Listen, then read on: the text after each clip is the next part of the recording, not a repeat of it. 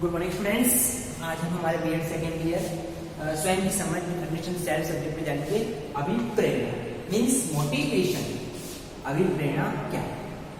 जब हम बात करते हैं अभिप्रेरणा या मोटिवेशन की, तो यूं कह सकते हैं किसी भी कार्य को प्रेरित करने के लिए हमको अभिप्रेरणा मिलती है, मोटिवेशन मिलता है।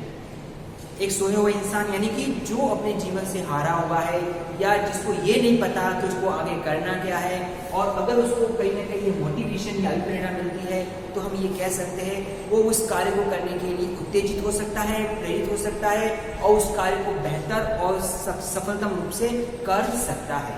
तो अभिप्रेरणा इसी को कहते हैं। अब हम जनरल से इसके मीन को जान लेते हैं। अभिप्रेरणा का अर्थ क्या है? ठीक है, अभिप्रेरणा की अर्थ बात करती है तो इसकी उत्पत्ति, इसको इंग्लिश में क्या कहते हैं हम? मोटिवेशन।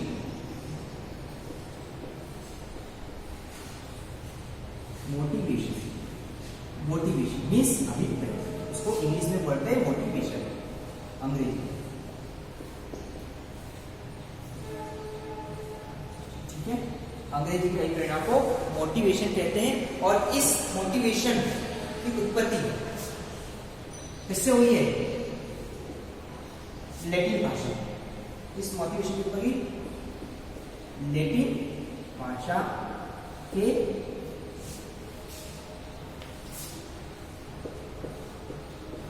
मोटम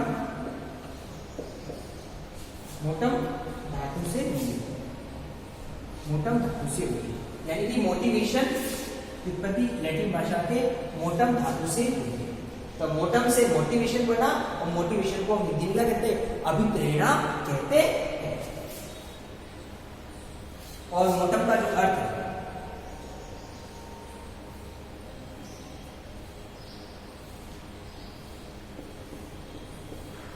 मोटम का अर्थ क्या है? मोटम का अर्थ है मूव यानी कि मूवमेंट करना, मूव करना। ओके, यानी कि अभिप्रेरणा क्या है? अभिप्रेरणा वह क्रिया है जो जीव को मूव करती है, यानी कि उत्तेजित करती है, उसको क्रिया करने के लिए तत्पर करती है। तो उत्तेजित करना, क्रिया करना, मूव। और अभिप्रेरणा वही है कि हमको किसी न किसी कार्य करने के लिए जो प्रेरित और प्रेरणा देती है वो अपने आप में मोटिवेशन या अभिप्रेरणा कहलाता है। तो ये था अभिप्रेरणा का सामान्य सा अर्थ। अब अभिप्रेरणा के कुछ अर्थ हैं जो इसको विभिन्न नामों से भी जाने जाते हैं कि हम इसके जो विभिन्न नाम है उसको हम समझ लेते हैं।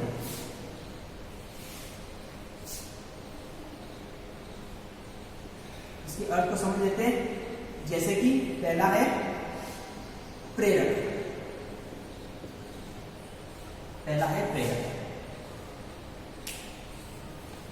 प्रेरक क्या है? मनुष्य के या मानव के अंदर वह मनोशारीरिक दशा है जो उसको किसी न किसी कार्य करने के लिए प्रेरित करती है। तो वो प्रेरक का काम करती है जो उसको किसी न किसी कार्य करने में उत्तेजित या तैयार करती है, वो कहलाती अपने आप में प्रेरक है। सेकंड है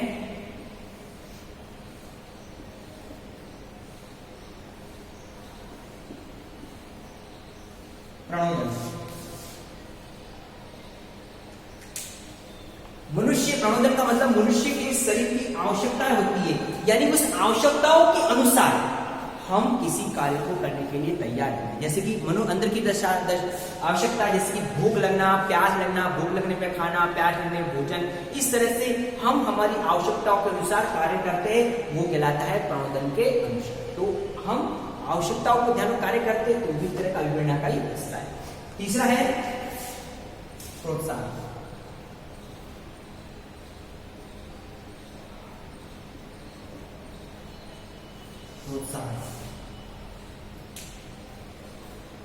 प्रोत्साहन एक तरह से हम ये कह सकते हैं कि किसी भी काम को करने के लिए किसी को प्रोत्साहित करना, वो प्रोत्साहन बाहरी तौर पर होता है कि ये करा तो वो मिलेगा, ये करने से हमको ये फायदा होगा। जब तक हमको प्रोत्साहन नहीं मिलेगा हम किसी कार्य करने में तत्पर नहीं रह सकते। जैसे कि जनरल सी बात है कि एक पिता बच्चे को प्रोत्साहन करता है कि अच्छे पर्सेंट आए तो उसको साइकिल या मोबाइल दिलाया जाएगा, तो यही जो बाहरी प्रोत्साहन है उसको उस कार्य को करने के लिए प्रेरित कर दिया, उसको अपनी मेहनत या लगन करने के लिए प्रेरित कर दिया। तो प्रोत्साहन इसका भी अर्थ है। अगला है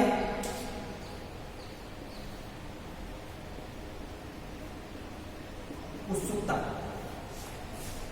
उत्सुकता भी कहीं ना कहीं एक सामाजिक चीज होता है।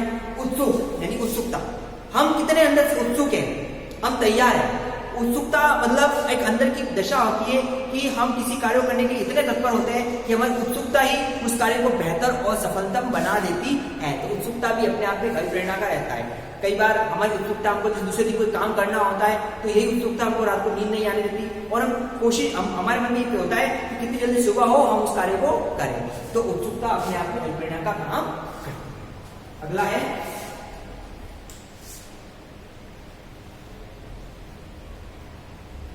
रुचि। इंसान की एक प्रवृत्ति होती है कि वो किसी काम को तभी करता है जब उस काम में उसकी रुचि हो। इंटरेस्ट हमारा साथ जुड़ा हुआ होता है। इसी इंटरेस्ट अकॉर्डिंग हम किसी न किसी कार्य को बेहतर तौर पर कर सकते हैं। अगर हमारा किसी कार्य को करने में किसी तरह की कोई रुचि नहीं है तो उस कार्य को हम नहीं करते या नहीं कर सकते। उस कार्य को हम तो करने में झिझक आती है या उसको बिना किसी मन वगैरह के करेंगे उस कार्य को हम सही से नहीं कर पाएंगे। इसलिए रुचि होना बहुत जरूरी है, इंटरेस्ट होना बहुत जरूरी है। और अगला है इसमें लक्ष्य, टारगेट। लक्ष्य भी हमारे जीवन में होना जरूरी है।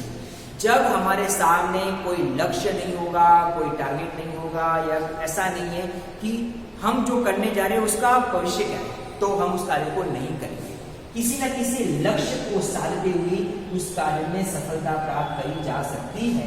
इसलिए व्यक्ति के पास जब लक्ष्य होता है तो लक्ष्य से उस कार्य को बेहतर करता है, तो लक्ष्य भी अपने आप में प्रेरणा का काम करता है। इस तरीके से हम कह सकते हैं प्रेरक, प्रणोदन, प्रोत्साहन, उत्सुकता, रुचि और लक्ष्य ये कहीं ना कहीं अपने आप में प्रेरणा के अंतर्गत ही आता है। क्योंकि हम प्रेरक तौर पर किसी न किसी प्रणोदन अंदर की आवश्यकता अनुसार प्रोत्साहन होता है, उत्सुकता होती है, रुचि होती है, लक्ष्य होते हैं, तो हम किसी कार्य को बेहतर करेंगे। तो प्रेरणा का मतलब ये है कि किसी कार्य को करने के लिए जब हमको प्रेरित या प्रेरणा मिलती है तो वो अपने आप में अभिप्रेरणा कहलाती है। तो ये अभिप्रेरणा के अपने सामान्य जो अर्थ है जिसको अलग नामों से भी जान जाते इसको हमने समझ लिया।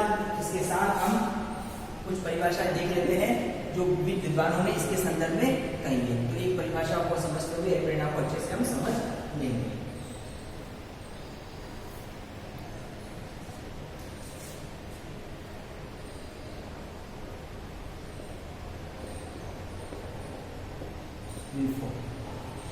विलफोर्ड क्या कहते हैं?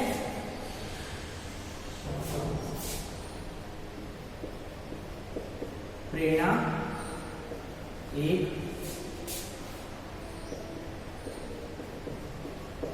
आंतरिक दशा या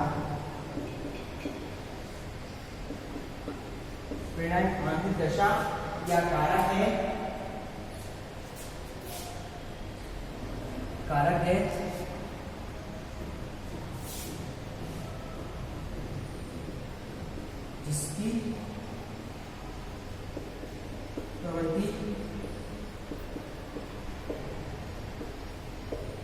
जिसकी प्रवृत्ति क्रिया को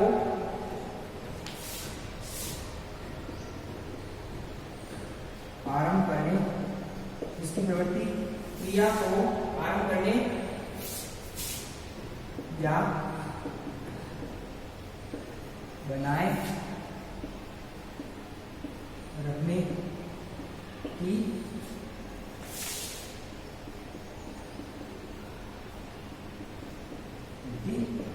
तो यही प्रेरणा का अर्थ बताया गया है। क्या बताया गया है कि प्रेरणा जो को प्रेरणा मिलती है एक आंतरिक दशा यानी कि हमारे अंदर की दशा है या कारक है जिसकी प्रवृत्ति यानी कि जिसके कारण हम किसी क्रिया को आरंभ करने या बनाए रखने की होती है, यानी कि हम किसी काम को करेंगे उसको बनाएंगे, वही अपने आप में करना है। तो आज हम जो क्लास में जाना अभिप्रेरणा का क्या अर्थ है, उसके संदर्भ में कुछ अर्थ को जाना, उसकी परिभाषा को जाना, इस तरीके से हमने अभिप्रेरणा के जो कंसेप्ट है उस कंसेप्ट को आज की कक्षा में क्लियर किया।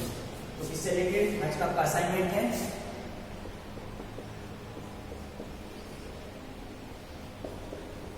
अभी प्रेरणा के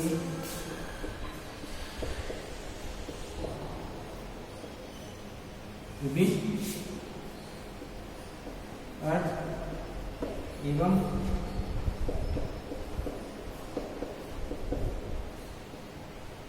परिभाषा को अभिप्रेरणा के जो विभिन्न अर्थ जो हमने जाना उस अर्थ को समझा, तो इसकी क्या परिभाषा है जिसको हम समझा, इसके बारे में आपको अपना असाइनमेंट करना है। फ्रेंड्स, इस सब विकट परिस्थिति जो कोरोना जब लग रहा है दूसरी लहर की ओर आगे बढ़ रहा है, तो इसमें हमको ऊपर मास्क का प्रयोग करना है। जब भी हम बाहर निकलते, साथ साथ परिवार और अपने आसपास के लोगों को समझाओ कि मास्क और 2 गज दूरी से बीमारी से हम बचे हुए रह सकते हैं। Thank you.